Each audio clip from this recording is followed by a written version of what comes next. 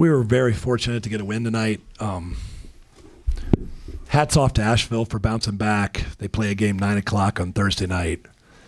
They were ready to go. They were hooked up. We had a couple of stretches where I thought we were the aggressor, but for the most part, for the 45 minutes we played tonight, I thought they executed better than us. I thought they handled the pressure, handled the basketball better than us.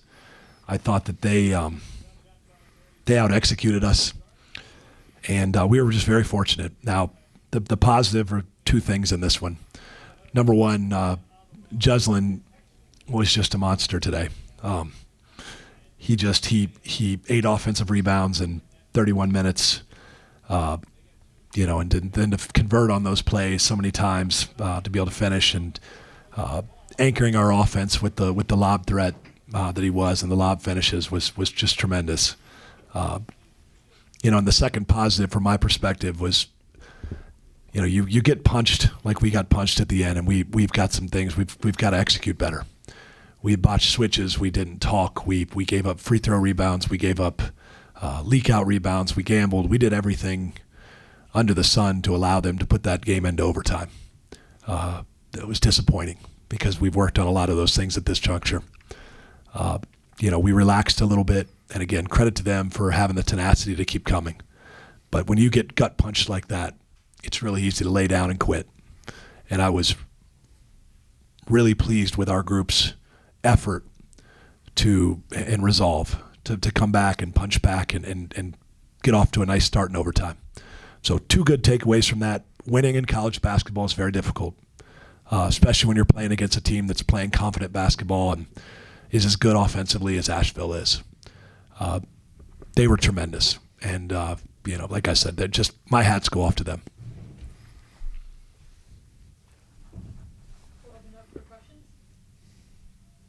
Coach, can you talk about how tough it is to defend a player like Marsh, especially when the entire team is on a roll?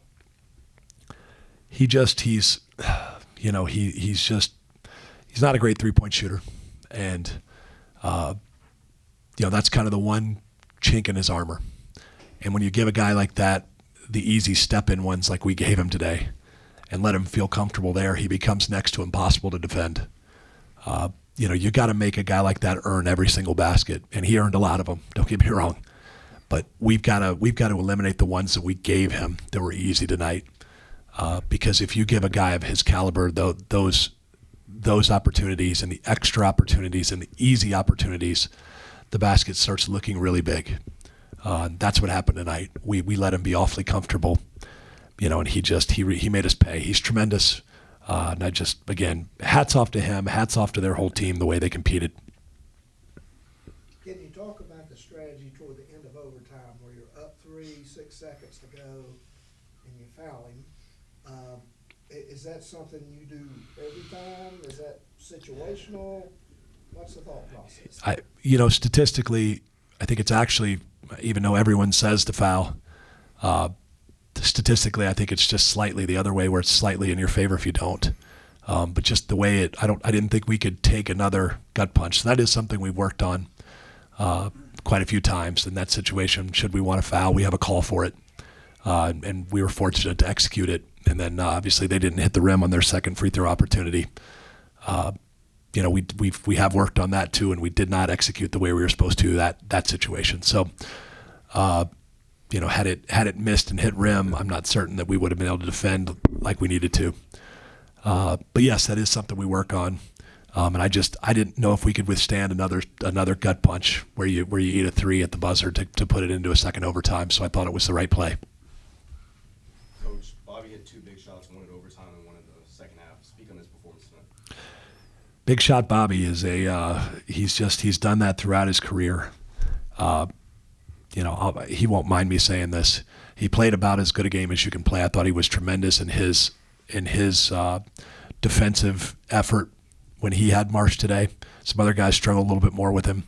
I thought we had 2 plays there that really could have put that game away. One of them was when he got timed up and picked by Marsh on a play that may or may not have been a foul, but you just got to know he couldn't guard him, and he let him time him up and get that pick 6 turnover. That was a huge momentum play. But aside from that, Bobby was tremendous. He made big shots. We definitely want the basketball in his hands at the end of games because he's proven time and time again that he's capable of converting in those situations. And there's a lot of good players that aren't able to do those things. And so we're fortunate to have Bobby, and luckily for us, he made some big plays. Coach, can you speak on the strategy going through just going to the hoop? You guys finished with 62 points in the paint tonight. You guys just didn't seem to have it from three tonight, but you guys finished with 32 points in the first quarter in points in the paint. It was a bit of a conscious effort. We took 31 threes at their place. We really felt like if we get to second penetrations against them, and they're gonna grab and kind of hold you and slap at the ball when you try to split gaps. And so we tried to really have good spacing and keep it very simple against them, because when you tried, they were literally almost we have about 3 different families of sets, and almost every one of them they blew them up today. They just made the catches really difficult. When you do that, you don't have much else to do. You got to play drive and kick basketball if they're going to press out everywhere and reach and grab. And so I thought we did a good job of it. It was a game key tonight if they came with that same strategy, not to settle for the early jump shots. And I thought for the most part we did a nice job with that. Obviously, we wish we made a few more threes. We probably would have attempted a few more had we made a few. But we were able to convert at a high rate from 2, and Juslin's he's really good at cleaning up on that weak side.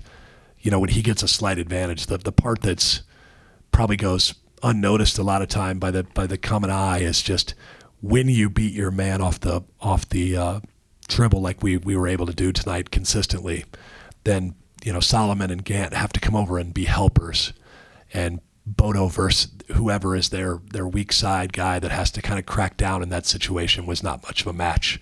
He really made him pay, and it's something we practice every day. Bodo's he's really bought into that role, and I'm proud of the way he executed that tonight.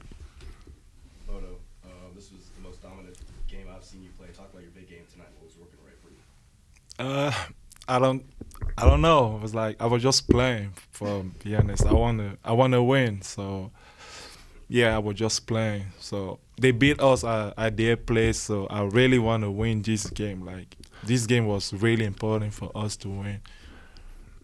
And we have another big game against Longwood. So Bodo gets tired of me yelling at him a lot. I think he told me on the way over here, he looked up my stats, and I think I had 21 rebounds in a season once. And so he thought maybe he'd see if he could eclipse that in one night, and I think he just did it. Bodo, going into an environment like it is tonight, this isn't an unfamiliar environment for a home game. What does that do to you specifically as a player, but also just the team environment? Like specifically as a player, I feel like we have like more like people coming to the game. So for that, we should be grateful, because it's not everywhere. Like for that, I'm grateful for them to come to the game to support us. It means a lot. And for the team, we need that energy when it's like a home game. Like when the crowd cheer us, it make us push. Like I really pushed myself today. I really pushed myself because of the crowd. Yeah. Coach, you said in your opening statement that you felt like UNCA had a little bit more of the driving factor. You felt like they kind of pushed the game in the way that it went, despite you guys leading for most all of the game, other than 2 minutes.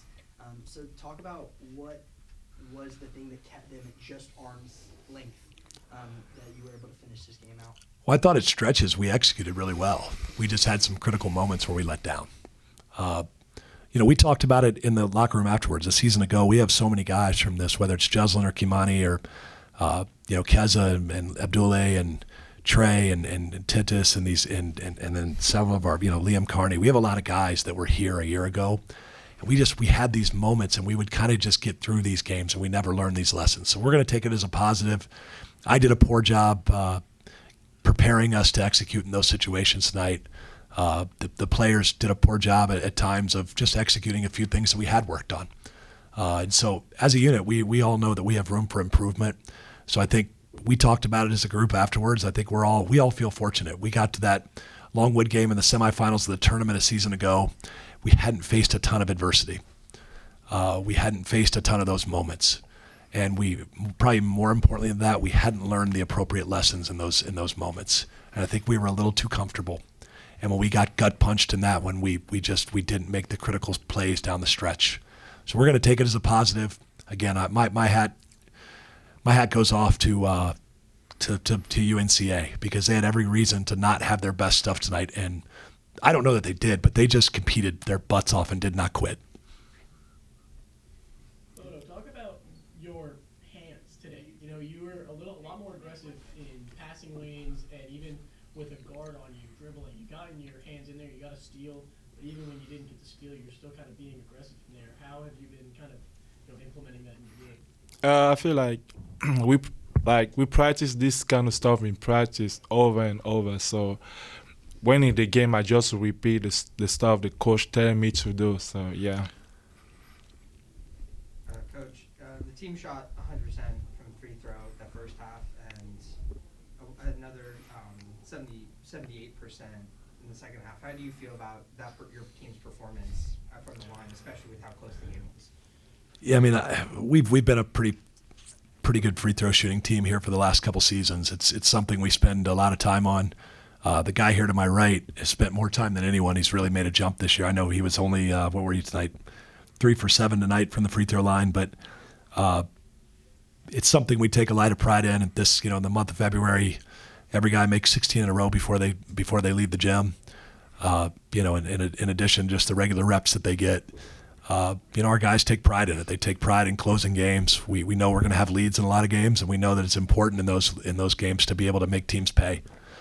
So we feel fortunate to have knocked a few down. Demar made obviously a couple big ones down the stretch. Bobby made some big ones. Keza made some big ones.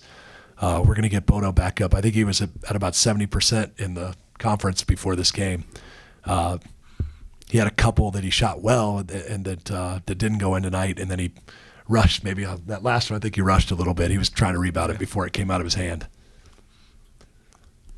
Coach, in the second half, the physicality seems to sort of ramp up in the game, and in the moment when there was a stoppage of play for Bodo's technical, we saw you talking to the ref. Do you have any comment on what was said in that exchange?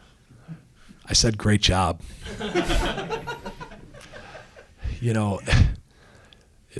My feeling was that Bodo was receiving a lot of contact, and we teach him to be aggressive, and they turned him over 4 times tonight. On around the basket, I would venture to guess there was maybe a little bit of contact in some of those situations. That's all I thought. I didn't have a specific play, more just generalities. Just saying, hey, I feel like if we police that stuff a little bit better, then it doesn't end up in a flagrant one when my guy's kind of a little over aggressive. That was the gist of the message. Coach, you've had a long bench all year, and tonight you outscored them 34-12 bench points. How important is that as you get into the later stages of the season where you have some answers? It's been a huge point of emphasis this season, is to try to make sure that we go to the bench, we give everybody a crack in the first half, and then we just kind of roll with who's going strong. And I'm so fortunate. I mean, I blame Katie, but Bodo's sitting up here tonight, and it really probably should be Abdullah, because I thought, he was awesome tonight, and he's really responded like a man this year. Things haven't gone his way necessarily individually. He hasn't spent a single moment crying, whining, complaining, sulking, bringing anyone else down. For any of you that know him, he's not that type of guy. He's a really positive human being, and he's just continued to work. And I was really pleased that that Abdullah found some success tonight, because no one's earned it more than he has. So you talked about how, you like Bobby Pettiford in those clutch moments, but also throughout the game you said his matchup against Marsh defensively. How about his matchup offensively? Like that kind of veteran presence he had against somebody who's, Yeah, like I said, I thought other than the late turnover, I thought he played about as well as he could. He's just such a willing facilitator, and that's a contagious trait. A guy that's played the level and he could get to the spot he wanted at any point, and he was willing to kind of touch high paint and facilitate for others, look for cutters, look for second actions. that's a contagious thing. And Bobby's just so steady. And when you have a coach that's a lunatic and all over the place at times, having a steady presence out there, and really, for that matter, Kez is pretty steady too. Both those guys are awfully steady. They do a nice job of steadying the ship when we need it to be steadied. So two real positives there. And speaking for Asheville's sake, how important was that foul for on Banks, the fifth foul, just losing the leaders? Yeah, I mean, you get into those games, physical. We obviously lost Bodo. They lost Banks. I think they lost Gant at some point there too. Did they lose Gant, or did he just? Was he? Maybe he was just. They went small. I don't know. They just went small. Yeah. But those situations, that happens. That's why you have to have a bench ready. He obviously had he had a lot going tonight too. He had 20 points, and they're good. I mean, they're really good. There's a reason why.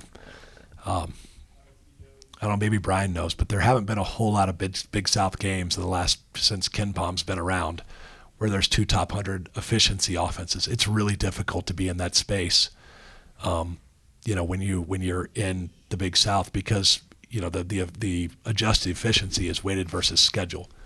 Now, part of that is our league is ranked 16th right now, I think. I think the year before I got here, it was in the latter part of the 20s. So we've got better teams. That helps you some. But there haven't been a lot of those games where you have two top 100 offenses on the floor at the same time. And I think if you ask Coach Morrell, and I know if I'll speak for myself, I think we'd both like to see our teams maybe defend with a little bit more discipline on top of it as well. So then, Coach, you're going into this next game against Longwood on Thursday. You guys have that extended break. What does the extended break do for you? But now you're kind of going from the toughest team in the league to a team that you personally struggled against. What is the mindset stay at? Well, we've got to keep everything in perspective first. So today is Super Bowl Sunday Eve. I graduated from North Kansas City High School. I was a season ticket holder. I shouldn't say it. My father was a season ticket holder. He allowed my family to go with him a lot. They were his works tickets. But we hopefully I don't get him in trouble for saying that. He took us to a lot of games when we were able with our sports schedules to go. I haven't missed a Chiefs game since I moved to Kansas City in 7th grade. Go Patrick Mahomes and go Chiefs tomorrow. I know I'm probably the only one in the room that thinks that, because everybody's against us right now. But tomorrow we're gonna keep things in perspective. Then we're gonna flip the page to Longwood. They obviously had a really tough loss today at home to Radford. They'll be hungry. Coach Aldridge will have them ready. They've had our number. We're aware. We've got to bounce back tomorrow as a staff and start getting prepared. And then Monday we'll put the hard hats on and go to work, because it's going to be a totally different type of game. It'll probably be first one to 65 wins, as opposed to, although they're scoring the ball awfully well this year too. So maybe it'll be another 104 to 100 special. I don't know. You called yourself a lunatic. Are you more of a lunatic during Chiefs games or High Point games? Oh, my wife. I've got one daughter that's in school at Truman State in Missouri, so she doesn't get to see me as often on these Chiefs weekends. But my daughter and my daughter that's at home and my wife would probably tell you Chiefs games. I've got all the answers. Just ask me. I don't have any for High Point, but I got a lot when it comes to the Chiefs. And as a former offensive tackle, I know the importance of what happens at left tackle tomorrow. So I'm ready for it. So, Coach, I've heard from a few players, and I want to hear your perspective on it again. Now, after today's done, Big South teams are 32 and 16 at home. What does the home environment really mean in the Big South? I mean, it's so difficult to win in college basketball anywhere on the road. Let's start with that. It just is. Statistically, slightly more so in our league for whatever reason. I would tell you part of it is the fan bases in this league have stepped up. I think our fan base, we went over to Asheville and had a great environment. We played over there. We go up to Longwood. We had a great environment. We played over there. I think the fan bases appreciate the fact that it's a really high quality of basketball being played. and I know that we got two road games left at Gardner Webb and at Winthrop, and I know that both those are going to be they're going to be as hard as anything we've done all year. It's difficult to win on the road. I don't really have any type of precise answer as to why it's more hard in our league than others. And again, it's just a slight statistical advantage that they're winning more games at home in our league. I'm guessing, I'm guessing water will come back to level here by the end of the season. It won't be all that far of an outlier. Brian's shaking his head no, so he disagrees with me. Chalk at home all year long. Here we go. Absolutely not. I've seen too much. Thanks, guys. Thank you.